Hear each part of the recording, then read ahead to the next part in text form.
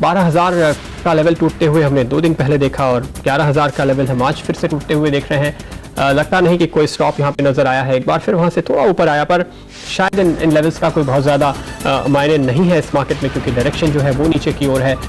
और जब तक इस भारी गिरावट के बाद हम कम से कम 200, 300, 400 पॉइंट का एक स्ट्रॉन्ग बाउंस ना देखें, तब तक शायद 11,000 के बाद अब लोग 10,000 के लेवल की बात करते हुए नजर आए। टेक्निकल एनालिस्ट कह रहे हैं 10,500, 10,700 के आसपास अहम लेवल्स कुछ हद तक हो सकते हैं। लेकिन जैसे कि हमने आज सुबह बात की अपने एक्सपर्ट से, अश्विनी का मानना है यहाँ पर कि अब काफ़ी नीचे के लेवल्स खुलते हुए नजर आ रहे हैं। 3,000 का लेवल निफ्टी में काफ़ी करीब नजर आ सकता है।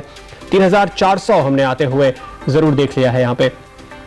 फिलहाल ये लेवल अब तक होल्ड किया हुआ है, लेकिन करीब 200 पॉइंट का नुकसान हम देख रहे हैं निफ्टी में, तो कहना मुश्किल कि कहां तक ये रुक पाएगा। सेंसेक्स इस वक्त 11,021 का लेवल दिखाता हुआ नजर आ रहा है, यानी 11,000 के नीचे जाने के बाद एक बार फिर से ये वापस लौटा है। अगर आप देखें सुज़लॉन अब 15% के आसपास नीचे है, स्टरलाइट करीब 12% और एबीबी में तेज सेलिंग उभर कर आई है, जो कि अब तक इतना ज्यादा नहीं गिरा था। अब एबीबी भी एक और स्टॉक है इंडेक्स में जो कमजोर करता हुआ नजर आ रहा है। रमेश तमानी को शामिल करेंगे यहाँ पर इस चर्चा में। रमेश, अब क्या देख रहे हैं आप फिलहाल मार्केट में? जिस तरह की एक पैनिक है, कोई ड्राइवर्स, कुछ एक सपोर्ट आपको कहीं से आने की उम्मीद बनती है?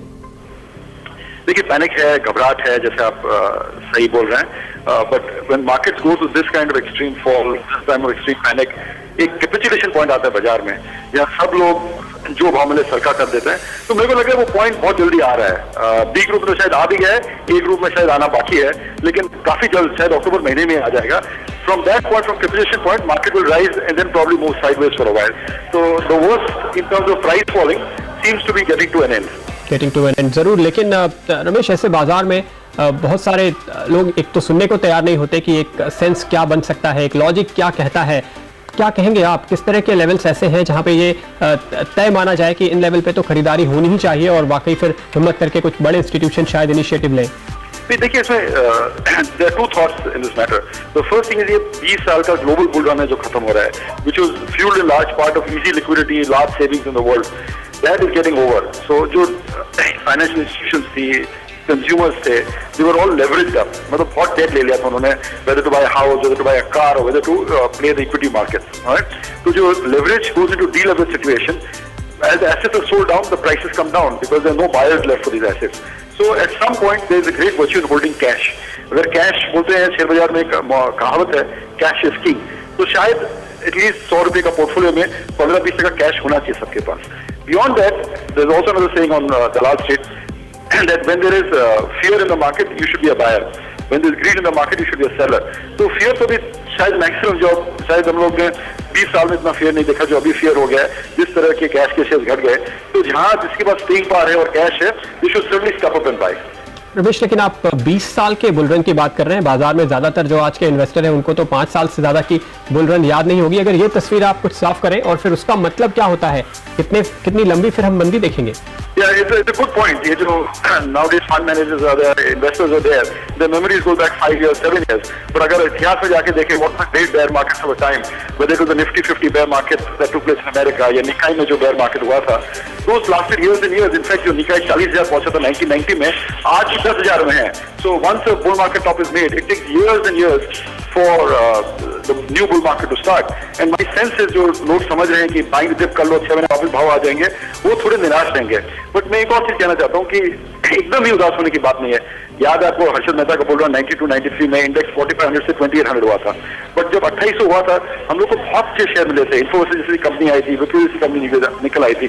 सो जो next 5 years will probably be a stock pickers market rather than just people who invest money in the market. तो अगर आप अच्छी कंपनीज ढूंढे और giving good growth, good management, not diluting capital, there will be great opportunities for investors. Only they will have to be a bit more patience and a bit more sharp आइड।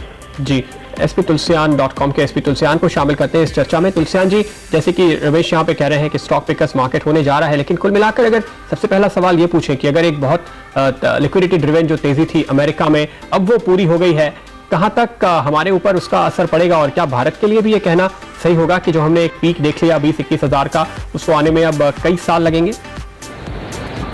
देखिए प्रदीप, जहां तक liquidity का सवाल है, ये तो बात निश्चित है कि ओवरसीज इन्वेस्टर्स के यहाँ पे अब लिक्विडिटी का प्रेशर है तो मैं कहूंगा कि जो लिक्विडिटी पॉजिटिव थी वो न्यूट्रल नहीं हुई है, नेगेटिव टेरिटरी में चली गई है।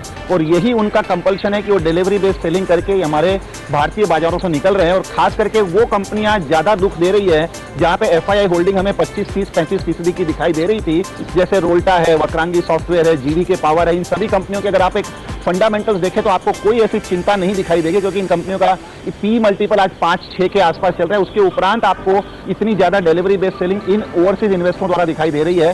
तो ये निश्चित है कि वहां पे लिक्विडिटी का कंसर्न है। लिक्विडिटी के साथ साथ में जो सेंटीमेंट, जो दूसरा फैक्टर होता है मार्केट को ड्राइव करने में, वो आज की तारीख में न्यूट्रल से नेगेटिव में जा चुका है। लेकिन जहां तक डोमेस्टिक इन्वेस्टरों का सवाल है, मुझे नहीं लगता कि लिक्विडिटी की इतनी ज्यादा कंसर्न वहां पे है। सिर्फ उन्हें एक मार्केट का एक बॉटम, क्योंकि स्वाभाविक है कि अगर आपने 10 दिन पहले भी बाजार से माल खरीदा है तो वो ऑलरेडी 10 से 15% करेक्ट हो गए हैं। तो हर कोई आदमी अपने पैसे का utilisation at the lowest level करना चाहता है। तो एक बार जहां पे मार्केट, चाहे वो 10,000 के लेवल हो, चाहे 11 का हो, चाहे 12 का हो, जहां पे एक बार मार्केट थोड़ी स्टेबिलिटी दिखाएगा कम से कम 10, 12, 15 दिनों के, मुझे लगता है वहां से फिर से आप बाइंग आना शुरू होगा। और खास करके जो हश्र फ्रंटलाइनर्स का हो रहा है, पहले आदमी मिड कैप स्मॉल कैप में रिसर्च करके स्टॉक्स को ढूंढता था, लेकिन आज फ्रंटलाइनर स्टॉक्स इतने ज्यादा अट्रैक्टिव हो गए हैं। हम जब निवेशकों से बात करते हैं, उन सभी की इच्छा है कि पैसा निवेश करे, और वो भी फ्रंटलाइनर स्टॉक्स में, पर हर कोई अपने एक बाजार के एक बॉटम को ढूंढ रहा है। अब आपका जो आखिरी सवाल था कि फिर से हम इंडेक्स को 21,000 देख सकते हैं क्या, मेरे हिसाब से जो ओवरसीज मार्केट है, मुझे नहीं लगता कि ये बेयर रन कोई बहुत बड़े ड्यूरेशन का होगा, क्योंकि यूएस में भी नई गवर्नमेंट जो है जनवरी तक आएगी, नवंबर में प्रेसिडेंट इलेक्शन होंगे, वहां पे जो बेल आउट पैकेज इंफ्यूज होगा सिस्टम में, उसका काफी बड़ा पॉजिटिव इफेक्ट देखने को मिलेगा, जिसे जनरली 6 से 12 महीने में अब्सॉर्ब करने में समय लगता है। तब तक हमारे डोमेस्टिक बाजारों में भी अप्रैल से मई के बीच में नई सरकार आएगी, जो हमेशा उम्मीदों के साथ आती है बाजार में। तो ये सारे फैक्टर्स अगर हेल्प करते हैं तो उसके 1 साल बाद, यानी आप अप्रैल मई 2009 से 1 साल यानी जून 2010 तक आप कम से कम एक रिस्पेक्टेबल लेवल बाजार का, वो मैं नहीं कहूंगा कि 21, ये सिर्फ आंकड़ों का खेल है, लेकिन कम से कम 17-18 हजार का बाजार आप डेफिनेटली अगले 1 से 1.5 साल में एक्सपेक्ट कर सकते हैं। जी रमेश, आप किस तरह की रेंज देख रहे हैं अगले 1 साल के लिए, और खासतौर पे जो लोअर लेवल होगा उसका वो काफी अहम है, उसी पे बाजार की नजर है? I hope Mr. Gulshan is right that market can regain its new highs soon, but I would not bet on it. I think market is going to go through a very painful process. Bear markets are very painful, not only in terms of price but also of time. It's only when people give up that's when bottoms are made. So the historical evidence doesn't suggest that the market will rebound anytime quickly. We can't talk of range because the market is falling every day. So once it stabilizes, we can start talking about a range. जी हाँ, साथ रमेश, यहाँ पे आप अगर ये कहें कि कुल मिलाकर ये तय करना तो बहुत मुश्किल है कि रेंज क्या होगी, स्टॉक पिकर्स का ये बाजार होने वाला है, लेकिन क्या ये कहना फिर भी एक मुमकिन है कि कुछ सेक्टर्स या स्टॉक्स जिन पर जो कैपिटुलेशन है या जो फॉरेन की सेलिंग है उसका असर ज़्यादा होने वाला है, या यूएस की मंदी का ज़्यादा असर होने वाला है, और जो एक डोमेस्टिक इंडिया स्टोरी कहीं ना कहीं सेक्युलर पिछले 20 सालों में तमाम रिफॉर्म से बिल्ड हुई है, उसके एक कोर स्टॉक्स हैं जिनके ऊपर नज़र रखनी चाहिए इस दौरान? I think जैसे आप कह रहे हैं, there will be a flight to safety. So clearly one sector that is standing बहुत स्तर खड़ा है, जो FMCG सेक्टर है, क्योंकि वहाँ कैश फ्लोज प्रेडिक्टेबल है, dividends are plentiful. The other sector that I would look for is companies that have not raised huge amount of cash or through equity placements or through debt in this market, because companies that have very small equities will get a premium in this kind of market. And thirdly, you want to have companies that, despite the recessionary trend, will continue to grow and have pricing power. So I would suggest you look at brands. Brands tend to enjoy a lot of pricing power even in a bad market. So you want to go to brands, you want to go to deleveraged companies, and you want to go to FMCG companies which are islands of stability in terms of dividend.